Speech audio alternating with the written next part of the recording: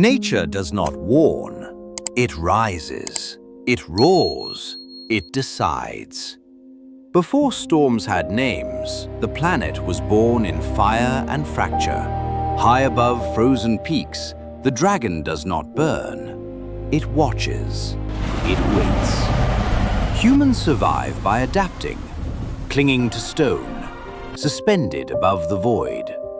We don't conquer nature, we negotiate with it, watching centuries pass.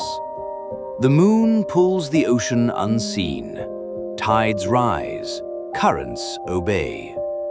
Even in darkness, nature whispers. Energy drifts. Life moves quietly. Nature is alive. It always decides what happens next. Which side are you on? Tell us in the comments. Like, share, and subscribe for more.